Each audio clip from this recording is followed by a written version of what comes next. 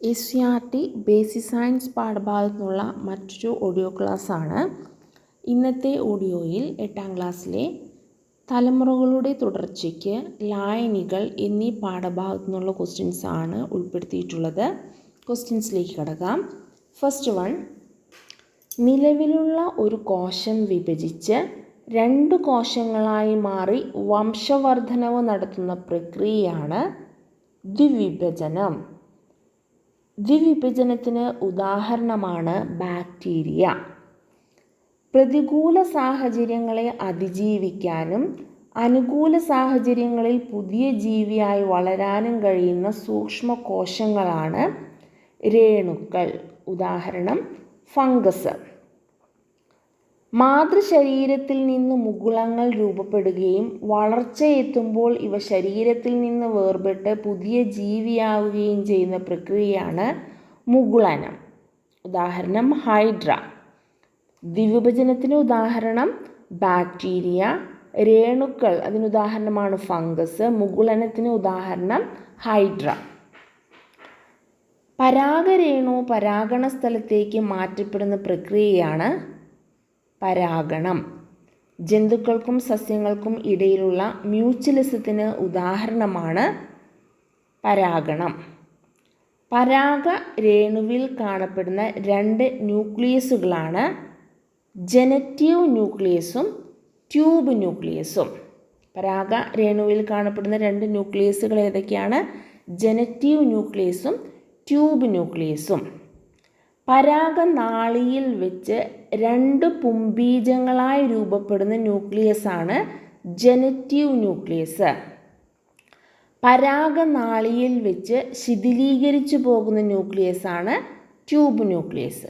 പരാഗനാളിയിൽ വെച്ച് 2 പുംബീജങ്ങളായി രൂപാന്തരപ്പെടുന്ന ന്യൂക്ലിയസ് ജനറ്റീവ് ന്യൂക്ലിയസും പരാഗനാളിയിൽ വെച്ച് ശിഥിലീകരിച്ചു പോകുന്ന ന്യൂക്ലിയസ് ട്യൂബ് ന്യൂക്ലിയസുമാണ്.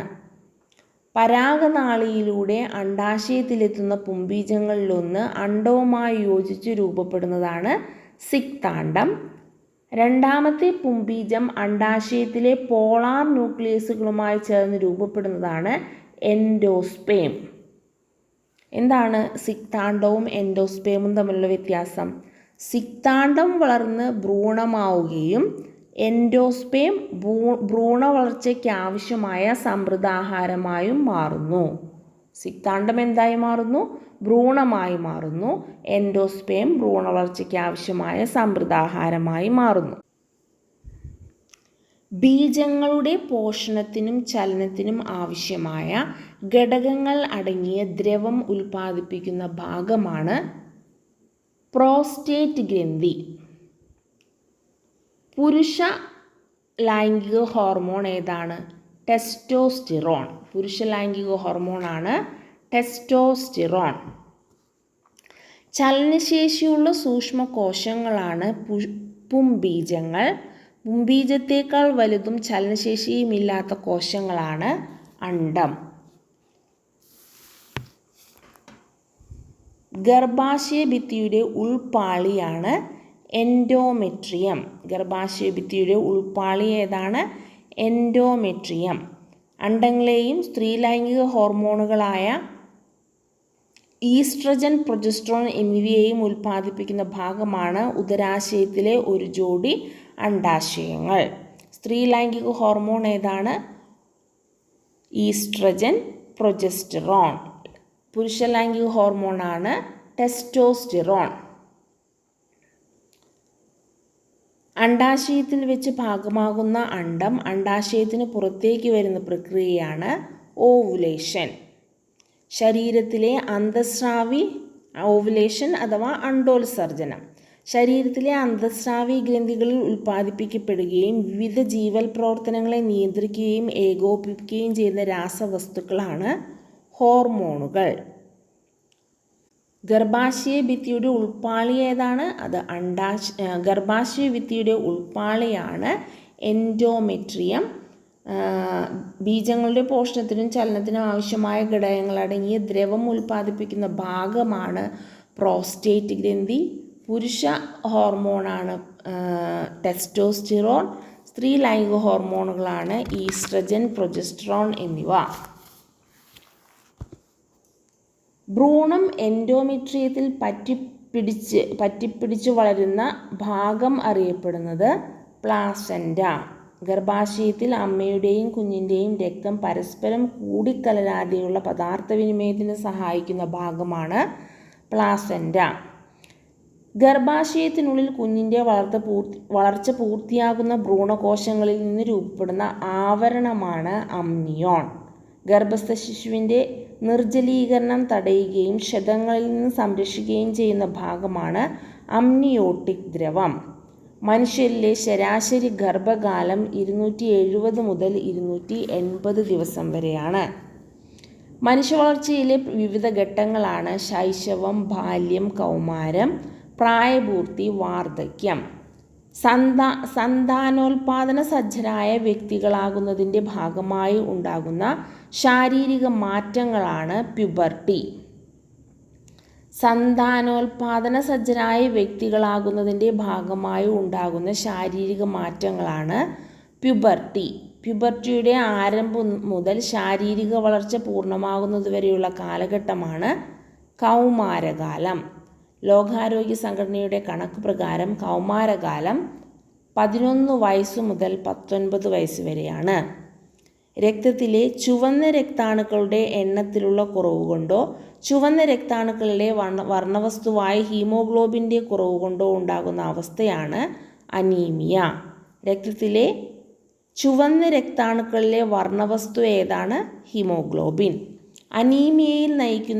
അനീമിയയിലേക്ക് നയിക്കുന്ന കാരണങ്ങളിൽ ഒന്ന് എന്താണ്? ഇരുമ്പിൻ്റെ അഭാവം. ശരീരം മെലിയാനായി ഭക്ഷണം കഴിക്കാതിരിക്കുന്നത് മൂലം ഭക്ഷണത്തോട് വിരക്തി ഉണ്ടാകുന്ന രോഗമാണ് അനോറക്സിയ. പുകയിലയിൽ അടങ്ങിയിരിക്കുന്ന പ്രധാന വസ്തുക്കളാണ് നിക്കോട്ടിൻ, ബെൻസീൻ എന്നിവ. ഒരു നിശ്ചിത അളവ് ലായനിയിൽ ലയിച്ചു ചേർന്ന ലീനത്തിൻ്റെ അളവാണ് ലായനിയുടെ ഗാഢത. ലീനത്തിൻ്റെ അളവ് കുറഞ്ഞ ലായനിയാണ് നേർത്ത ലായനി. ലീനത്തിൻ്റെ അളവ് കൂടിയ ലായനിയാണ് ഗാഢലായനി. ഒരു ലായനിയിലെ കുറഞ്ഞ അളവിലുള്ള ഘടകമാണ് ലീനം. ഒരു ലായനിയിലെ കൂടിയ അളവിലുള്ള ഘടകമാണ് ലായകം. ലായനിയിൽ ലയിച്ചു ചേർന്ന ലീനത്തിൻ്റെ അളവ് ശതമാനത്തിൽ പ്രസ്താവിക്കുന്ന രീതിയാണ് മാസ് പെർസെൻറ്റേജ്. ഏതാണ്? Mass percentage. ഒരു നിശ്ചിത മാസ് ലായനിയെ ദശലക്ഷം ഭാഗങ്ങളാക്കിയാൽ അതിൽ എത്ര ഭാഗമാണ് ലീനം എന്ന് സൂചിപ്പിക്കുന്ന അളവാണ് parts per million parts per million. വളരെ കുറഞ്ഞ അളവിൽ അടങ്ങിയിരിക്കുന്ന ലീനത്തിൻ്റെ സാന്നിധ്യം പ്രസ്താവിക്കാൻ ഉപയോഗിക്കുന്ന അളവാണ് പാർട്സ് പെർ മില്യൺ. കുടിവെള്ളത്തിൽ അനുവദനീയമായ ക്ലോറിൻ്റെ അളവ് 4 ppm. ലായനിയുടെ ഗാഢത സൂചിപ്പിക്കാനുള്ള മറ്റു ചില തോതുകളാണ് volume percentage, molality, normality. Volume percentage, molality, normality. ഒരു നിശ്ചിത താപനിലയിൽ പരമാവധി ലീനം ലയിച്ചു ചേർന്നാൽ കിട്ടുന്ന ലായനിയാണ് പൂരിത ലായനി. പൂരിത ലായനി ഉണ്ടാകുന്നതിന് മുമ്പുള്ള അവസ്ഥയിലുള്ള ലായനിയാണ് അപൂരിത ലായനി. ഒരു നിശ്ചിത താപനിലയിൽ 100 ഗ്രാം ലായകത്തെ പൂരിതമാക്കാൻ ആവശ്യമായ ലീനത്തിൻ്റെ ഗ്രാമിലുള്ള അളവാണ് ആ ലീനത്തിൻ്റെ ലായകം. ലേയത്വത്തെ സ്വാധീനിക്കുന്ന ഘടകങ്ങളാണ് ലീനത്തിൻ്റെ അഭാവവും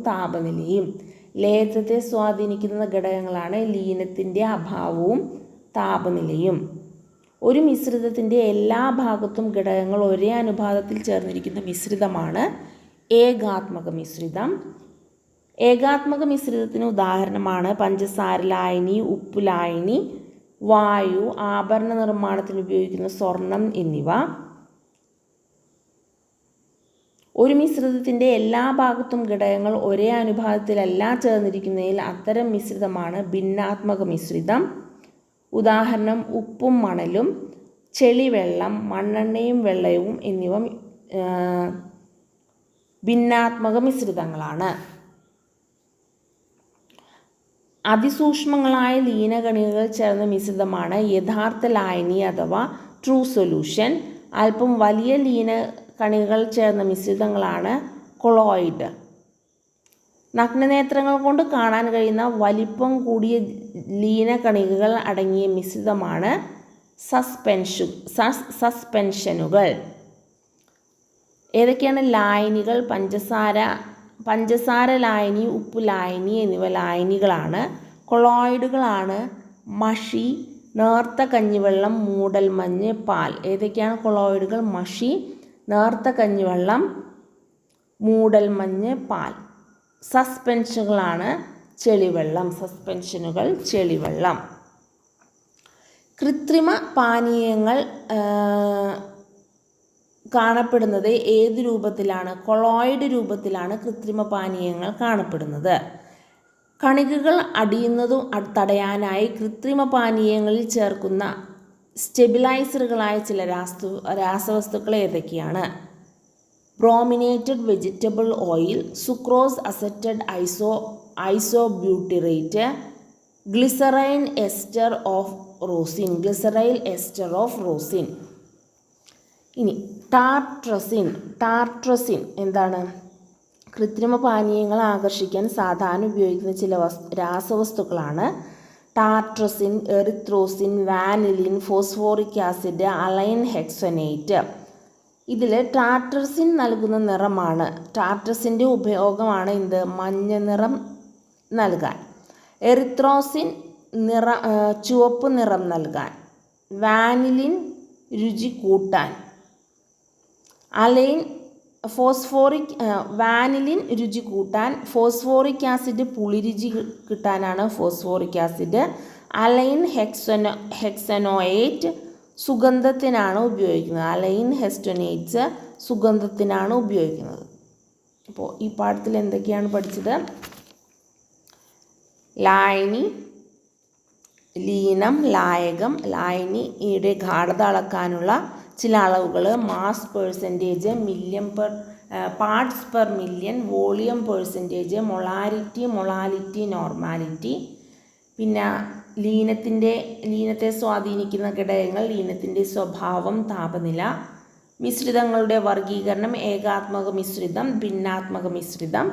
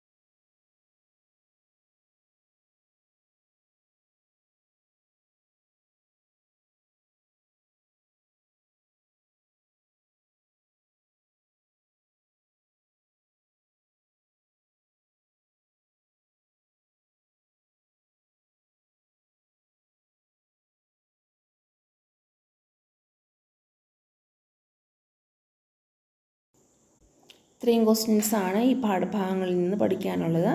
താങ്ക് യു.